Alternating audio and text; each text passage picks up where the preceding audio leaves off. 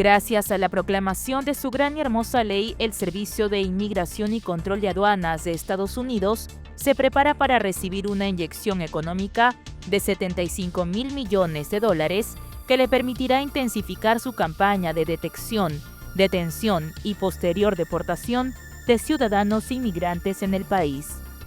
El narcotraficante ecuatoriano José Adolfo Macías, alias Fito, líder de la banda Los Choneros, se declaró este lunes no culpable de los 7 cargos que le imputa la justicia estadounidense en su primera comparecencia en una corte de Nueva York tras ser extraditado a Estados Unidos. Un centenar de personas protestó el domingo en calles de Ciudad de México contra la gentrificación que a su juicio está causando la especulación inmobiliaria por el Mundial de Fútbol de 2026 en Norteamérica. En un fatídico accidente aéreo este lunes en Bangladesh, un avión de la Fuerza Aérea se estrelló contra un campus universitario en la capital, Dhaka. Según el primer reporte de las autoridades, al menos 19 personas murieron y 164 resultaron heridas. La victoria legislativa de Trump tras la proclamación de su gran y hermosa ley, el Servicio de Inmigración y Control de Aduanas de Estados Unidos se prepara para recibir una inyección económica de $75 mil millones que le permitirá intensificar su campaña de detección, detención y posterior deportación de ciudadanos inmigrantes en el país. Según estaba establecido en el paquete fiscal de Trump, proclamado el pasado 4 de julio frente a la Casa Blanca, los millones de dólares serán invertidos en expandir los centros de detención, reforzar las operaciones de control y deportación, incluida la contratación de nuevos agentes. Es una suma sin precedentes para una agencia que históricamente ha estado subfinanciada y los funcionarios del gobierno de Trump se preparan para aprovecharla al máximo. ICE recibirá cerca de $75 mil millones hasta 2029, incluidos unos $45 mil millones destinados específicamente a ampliar la capacidad de los centros de detención migratoria. Los otros casi $30 mil millones se destinarán a operaciones de control y deportación, una inyección de dinero que será dirigida directamente a las operaciones de primera línea de ICE que implican arrestar inmigrantes y trasladarlos a centros de detención. Vamos a actuar con más fuerza y rapidez y vamos a capturar a estos criminales con aún más contundencia que nunca, dijo este mes Kristi Noem al describir cómo la inyección de dinero reforzará el aparato de control migratorio de su agencia. En varias reuniones interinstitucionales, altos funcionarios del gobierno de Trump han estado elaborando planes para contratar a miles de agentes adicionales y ampliar drásticamente la detención de inmigrantes. El zar de la frontera de la Casa Blanca, Tom Homan, dijo a CNN que mantiene llamadas frecuentes con ICE y la Oficina de Aduanas y Protección Fronteriza para supervisar el avance de los contratos, aunque en gran medida se ha apartado del proceso por trabajos previos y está en conversaciones sobre cómo incorporar a miles de agentes más y reforzar la academia donde reciben su formación. El dinero llega en un momento clave para ICE, que ya había alcanzado su límite de capacidad y contaba con menos de 200 camas disponibles a diario, según Homan. Actualmente hay unas 57,000 personas bajo custodia de ICE, según datos federales obtenidos por CNN. El aumento en la detención ha sido impulsado por un repunte en los arrestos. Sin embargo, las cifras aún no alcanzan el objetivo de 3,000 arrestos diarios fijado por Stephen Miller, el arquitecto de la política migratoria de Trump. En cambio, oscilan entre 1,000 y 2,000 arrestos al día, según muestran los datos. El mayor narco de Ecuador, extraditado el domingo a Estados Unidos, se declaró el lunes no culpable de los 7 cargos que le imputa la justicia estadounidense en su primera comparecencia en una corte de Nueva York. José Adolfo Macías, alias Fito, líder de la banda Los Choneros, es acusado, entre otros, de narcotráfico y tráfico de armas, punibles con penas de entre 20 años y cadena perpetua. La fiscalía indicó que por el momento Macías permanecerá detenido debido a su peligrosidad y alto riesgo de fuga. Fito fue extraditado el domingo a Nueva York, casi un mes después de haber sido recapturado, tras haberse fugado de una cárcel de máxima seguridad en 2024. El lunes el gobierno ecuatoriano celebró la extradición. La extradición de alias Fito se da en menos de un mes de su recaptura y es un fuerte golpe para la delincuencia organizada. La extradición de Macías Villamar, así como los operativos para desmantelar las economías criminales, son acciones que debilitan a las mafias y el gobierno nacional está decidido a continuar en esa lucha. La fuga de la cárcel del líder narco en 2024 llevó al presidente Daniel Noboa a declarar un conflicto armado interno en el país que sigue en pie y que le permite desplegar a las Fuerzas Armadas en calles y cárceles. Esa medida le ha valido duras críticas de organismos de derechos humanos. Fito es además el primer ecuatoriano extraditado por su propio país desde que se restableció esta posibilidad en 2024 tras un referendo impulsado por Noboa en medio de su guerra contra el crimen. En vista de los últimos acontecimientos que se han dado.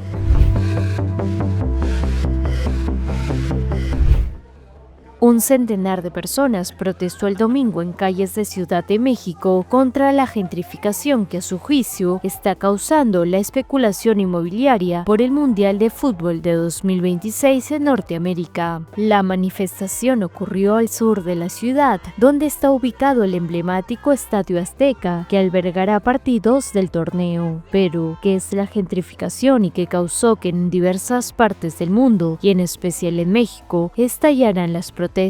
En este video te lo contamos. La gentrificación, definida por el geógrafo Luis Alberto Salinas, del Instituto de Geografía de la UNAM, consiste en la transformación de barrios deteriorados o empobrecidos a partir de la llegada de personas con mayor poder adquisitivo. Este proceso suele tener lugar en zonas con atractivos como áreas verdes, ubicación estratégica, infraestructura y riqueza cultural, lo que las convierte en objetivo del capital inmobiliario.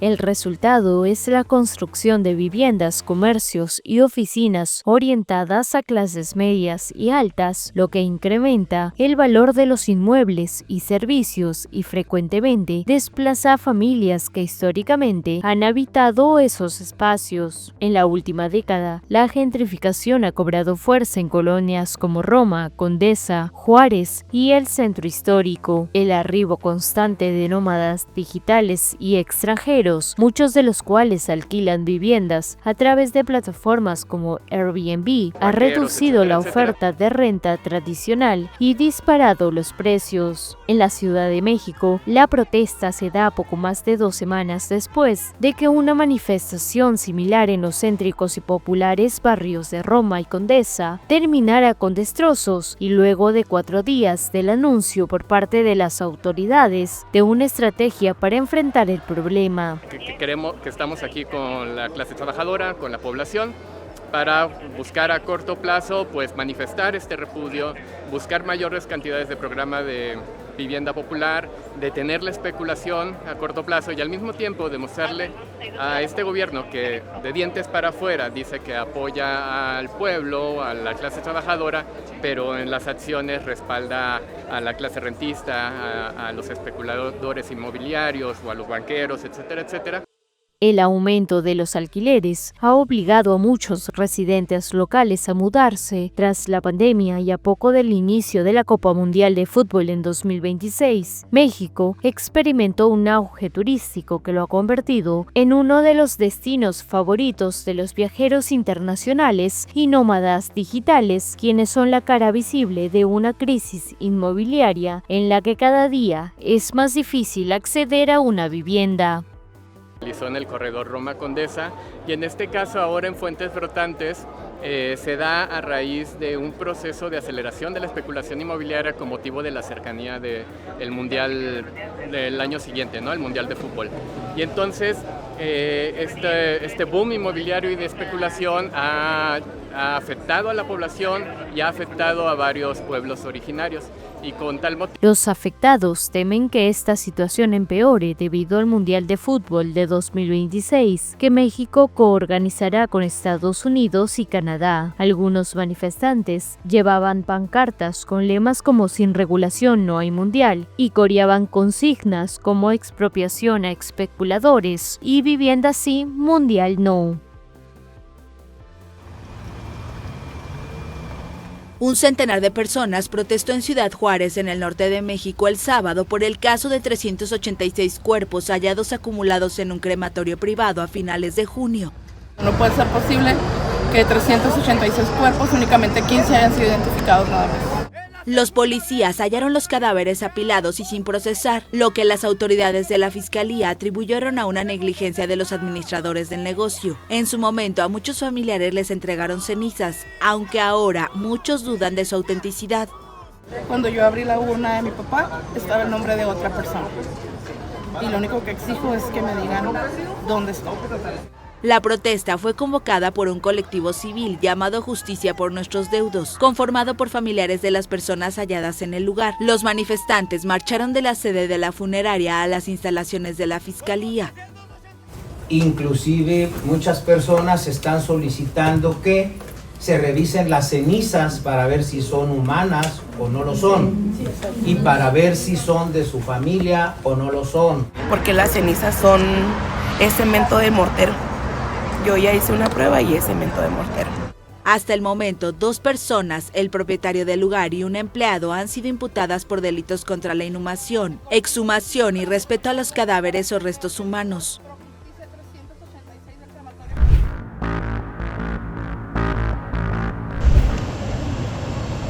Nueva noche de bombardeos rusos en Ucrania. Los ataques, que según la Fuerza Aérea Ucraniana incluyeron el lanzamiento de más de 400 drones y una veintena de misiles, dejaron al menos un muerto y cerca de una decena de heridos en Kiev. Anoche, nuestra capital fue objeto de un ataque masivo combinado de misiles y drones por parte de Rusia. Una vez más, este mes y el mes pasado, vemos que ellos están dirigiendo un gran número de ataques con drones y misiles balísticos y de crucero.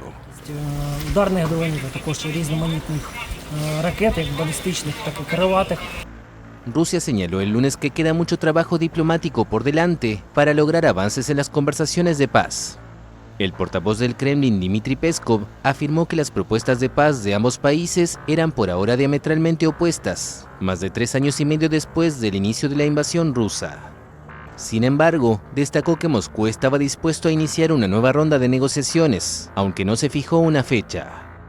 Estas declaraciones tuvieron lugar luego de que el gobierno ucraniano propusiera el sábado a Rusia organizar una tercera ronda de conversaciones de paz para esta semana, tras 2 encuentros infructuosos celebrados en mayo y junio en Estambul. De momento, las posiciones de ambas partes parecen irreconciliables. Rusia quiere que Ucrania ceda 4 regiones ocupadas, además de la de Crimea anexada en 2014, y renuncia a ingresar a la OTAN. Estas condiciones son inaceptables para Kiev, que quiere la retirada total de las tropas rusas de su territorio y garantías de seguridad occidentales como la continuidad de la entrega de armas y el despliegue de un contingente europeo, que Moscú rechaza. La Fuerza Aérea de Ucrania informó que Rusia realizó un nuevo ataque nocturno contra su territorio que afectó la región meridional de Zaporizhia y zonas de primera línea en Donetsk, Kharkiv, Sumy y Dnipro. Según detallaron en un comunicado oficial, Ucrania logró interceptar 25 de los 57 drones kamikaze Shahed de diseño iraní. En el caso de Zaporizhia, las autoridades locales informaron que 13 drones hirieron a una mujer de 69 años y dañaron diversos edificios residenciales. En la región de Kharkov, 17 drones impactaron los distritos de Izium y Kupiansk, donde 6 civiles resultaron heridos por ataques combinados de drones y artillería rusos. En la región de Sumy, una mujer de 78 años falleció después de que 4 drones rusos provocaran un incendio en una aldea. Rusia intensificó su ofensiva con artillería, aviación y más drones en otras áreas del frente. En Donetsk, 4 civiles murieron y 6 resultaron heridos, mientras que en la región de Kherson se reportó un civil fallecido y 6 heridos. Las autoridades locales recordaron que desde la invasión en 2022, al menos 3.369 residentes han muerto y 7.610 han resultado heridos en la región de Donetsk. Estas cifras no contemplan víctimas en las ciudades de Mariupol y Volnovakha, donde existe temor de que decenas de miles hayan muerto en las primeras fases de la guerra. En tanto, el presidente Volodymyr Zelensky anunció que Rustem Umerov, secretario del Consejo de Seguridad y Defensa Nacional y jefe de la delegación ucraniana en las conversaciones previas en Estambul, fue el encargado de presentar una nueva propuesta de negociaciones a Moscú. Hoy conversé con Rustem Umerov sobre los preparativos para el intercambio y otra reunión en Turquía con la parte rusa. Umerov informó que la reunión está programada para el miércoles. Mañana habrá más detalles.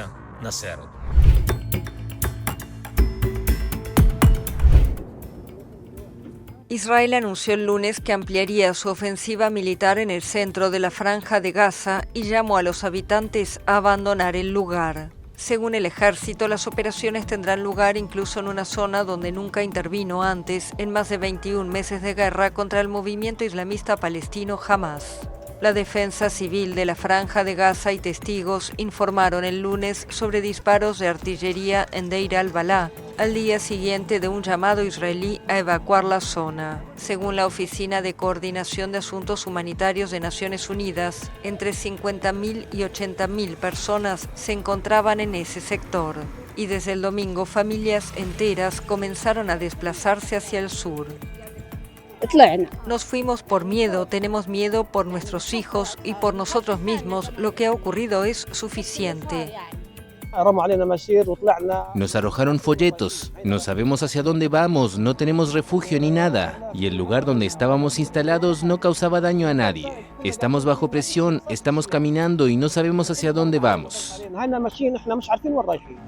Los desplazados aseguran que no hay lugar seguro en Gaza, donde los cerca de 2 millones de palestinos están al borde de la hambruna. El lunes, 25 países, entre ellos Reino Unido, España, Italia, Portugal, Canadá y Francia, pidieron en una declaración conjunta poner fin inmediatamente a la guerra. En su mensaje aseguraron que el sufrimiento de los civiles en Gaza ha alcanzado nuevos niveles y señalaron que el modelo de distribución de ayuda establecido por el gobierno israelí es peligroso, alimenta la inestabilidad y priva a los gazatíes de su dignidad humana. Los firmantes también exigen la liberación de los rehenes cruelmente detenidos por Hamas. Expresan además su firme oposición a cualquier iniciativa destinada a modificar el territorio o la demografía en los territorios palestinos ocupados y piden el fin de la colonización en esos territorios.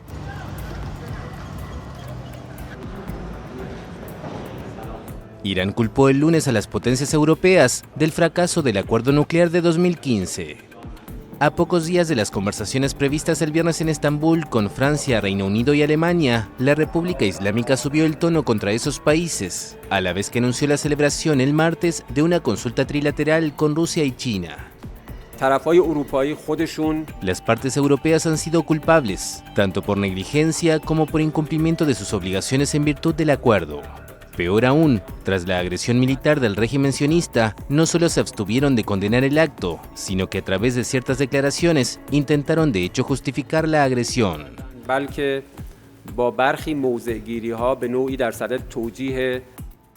Teherán alcanzó en 2015 con Estados Unidos y esas tres potencias europeas, así como con China y Rusia, un histórico acuerdo que establecía importantes restricciones al programa nuclear iraní a cambio de un levantamiento gradual de las sanciones de la ONU. Pero en 2018, durante el primer mandato de Donald Trump, Estados Unidos se retiró unilateralmente de este texto largamente negociado y volvió a imponer sus sanciones. París, Londres y Berlín aseguraron que seguían comprometidos con el acuerdo y que deseaban comerciar con Irán, y de hecho las sanciones de la ONU y de Europa no fueron restablecidas. Pero el plan previsto por los países europeos para compensar el regreso de las sanciones estadounidenses ha tenido dificultades para concretarse, y muchas empresas occidentales se han visto obligadas a abandonar Irán, que se enfrenta a una elevada inflación y a una crisis económica. Los tres países han acusado a Teherán de incumplir sus compromisos nucleares y amenazan con volver a imponer sanciones en virtud de una cláusula del acuerdo que Irán intenta evitar a toda costa. La Defensa Civil de la Franja de Gaza afirmó el domingo que más de 70 palestinos murieron y decenas resultaron heridos por disparos israelíes cerca de centros de distribución de ayuda humanitaria en el norte y el suroeste del territorio palestino devastado por la guerra. Vinieron 4 camiones y corrimos hacia la harina y entonces empezaron a disparar y algunos resultaron heridos y cayeron al suelo y algunos murieron y el tiroteo fue intenso y los mártires estaban en el suelo. El Programa Alimentario Mundial, PAM, declaró que una de sus caravanas de 25 camiones que transportaban ayuda humanitaria entró el domingo por la mañana al norte de la Franja de Gaza y vio diversas multitudes de civiles hambrientos que recibían disparos. Al ser consultado por la France Press, el ejército israelí se refirió a disparos de alerta para evitar una amenaza inmediata que pesaba sobre él, frente a una congregación de miles de personas. El ejército desmintió el balance de la defensa civil. Los cerca de 2 millones de palestinos asediados por Israel en Gaza están al borde de la inanición, tras más de 21 meses de conflicto, desencadenado por un ataque del movimiento islamista palestino Hamas en suelo israelí el 7 de octubre de 2023. El Papa León XIV condenó el domingo la barbarie de la guerra en Gaza y pidió el fin del uso indiscriminatorio de la fuerza al final de la oración del Ángelus. Debido a las restricciones impuestas a los medios por Israel, que asedia a Gaza, y a las dificultades de acceso al terreno, la France Press no está en condiciones de verificar de manera independiente los balances y afirmaciones de las diferentes partes. La palestina Tahiyya Abu Sultan, de 33 años, acude cada día al hospital Al-Helou en la norteña ciudad de Gaza para ver a su bebé. Nació prematuro y desnutrido, no llega a 1 kilo de peso y los médicos temen su muerte. La mujer no tiene pañales ni leche con la que alimentar a su pequeño y su marido sufrió una herida en la cabeza durante un bombardeo israelí que le impide salir de la cama. El azote de la ofensiva israelí en Gaza no solo ha arrasado ciudades, aniquilado a familias enteras y destruido hospitales o escuelas, sino que se está cobrando la vida de muchos bebés desnutridos. En esta casa de salud, los pequeños se apelotonan en una misma incubadora y los respiradores artificiales llevan oxígeno a sus pulmones. No tienen otra opción. Al bloqueo israelí a la entrada de cualquier tipo de suministros desde el 2 de marzo pasado, incluido agua, equipos médicos y toneladas de alimento, se suma la escasez de combustible para alimentar los generadores de electricidad de los hospitales. Compartir incubadoras permite ahorrar energía. El doctor Nasser Bulbul, jefe del Departamento de Cuidados Intensivos para Recién Nacidos del Hospital Al-Shifa, que se encuentra provisionalmente en Al-Helou, explica que el aumento de los partos prematuros responde a la desnutrición aguda de las madres, lo que incide también en los pesos bajos de los bebés al nacer. El Ministerio de Sanidad gazatí cifra en 86 los fallecidos por desnutrición aguda en Gaza, de ellos 76 son niños. Y según la Agencia de la ONU para los Refugiados Palestinos, 1 de cada 10 niños menores de 5 años ya presenta desnutrición. Bulbul relata que el personal trabaja en unas condiciones sin precedentes. No hay suficientes incubadoras, ni equipos médicos, ni respiradores. El pediatra explica que los frecuentes cortes de electricidad y las averías de los generadores causan la muerte de los bebés en estado muy crítico. Él solo espera que cesen los ataques porque asegura que la desnutrición aguda está resultando ser más letal que los propios bombardeos. Según la ONG basada en Estados Unidos, Rahma Worldwide, más de 1 millón de palestinos corren el riesgo de morir de hambre.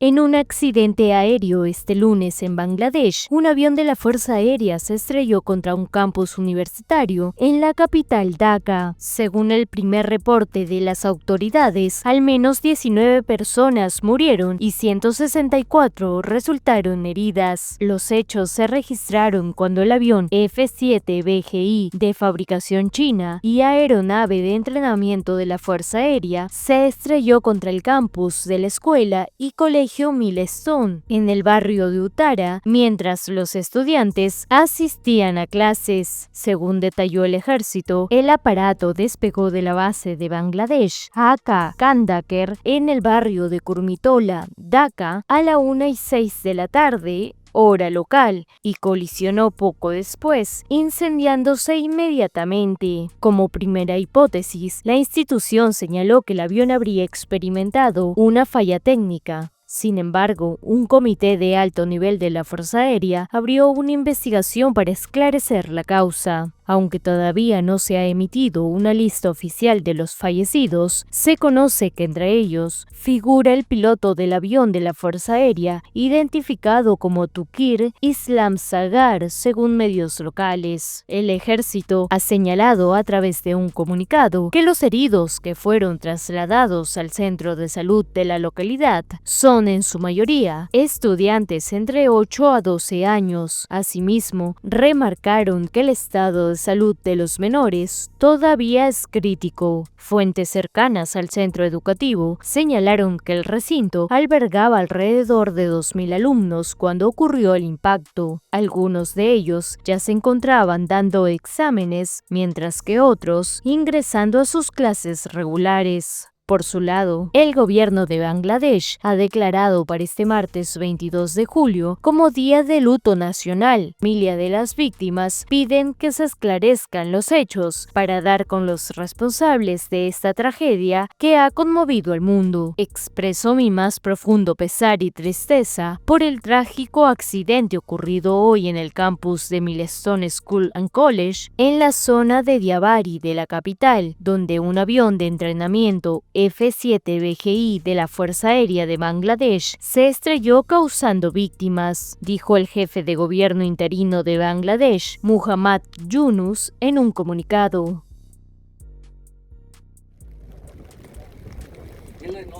Equipos de rescate continuaron el domingo la búsqueda de 4 desaparecidos en el naufragio de un barco que causó la muerte de al menos 35 personas en uno de los destinos turísticos más populares de Vietnam. El barco, que llevaba familias en un recorrido por la afamada bahía de Ha Long, fue sorprendido el sábado por una violenta tormenta. El navío Wonder Sea transportaba 49 personas, 46 pasajeros y 3 tripulantes, cuando naufragó debido a la sorpresiva tormenta, según un informe de la policía. Los rescatistas recuperaron 35 cuerpos y 10 sobrevivientes. Familias de las víctimas del accidente esperaban ansiosos en el muelle de la famosa bahía noticias de sus seres queridos. Frutas y flores fueron dejadas en ofrendas espontáneas para los fallecidos en este accidente. Las autoridades investigarán y aclararán la causa del incidente y se ocuparán estrictamente de las infracciones cometidas, según un comunicado publicado en el sitio web del gobierno. La bahía de Ha Long es uno de los destinos turísticos más populares de Vietnam y millones de personas visitan cada año sus aguas verdosas y sus islas de piedra caliza coronadas de selva tropical. Es Patrimonio Mundial de la UNESCO. El primer ministro de Japón se aferra a su cargo. Shigeru Ishiba afirmó el lunes que seguirá gobernando pese a la derrota de su coalición en las elecciones del domingo, en las que perdió la mayoría en el Senado. El Partido Liberal Democrático, que ha estado en el poder casi ininterrumpidamente desde 1995, y su socio Komeito ahora se encuentran en minoría en ambas cámaras.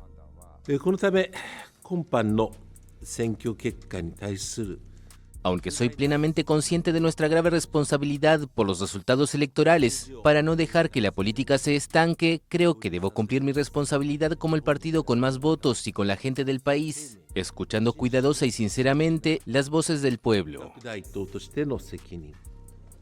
Los electores, irritados por la inflación, optaron por otros partidos, en particular Sansei-to, con un mensaje que recuerda a la agenda del presidente estadounidense Donald Trump.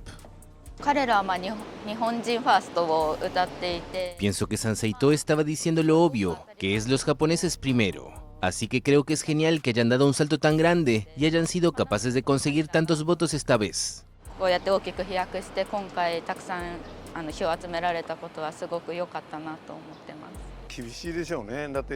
Va a ser difícil. Los partidos de la oposición no escucharán, se aprovecharán de la actual impopularidad del PLD. Así que creo que va a ser difícil para ellos. Japón, que pasó años con precios estancados o a la baja, comenzó a sentir una inflación tras la invasión rusa de Ucrania en 2022. En particular, los precios del arroz se duplicaron, afectando el presupuesto de muchas familias. La situación se ha complicado por la amenaza de un arancel estadounidense del 25% si no se alcanza un acuerdo con Washington para el 1 de agosto.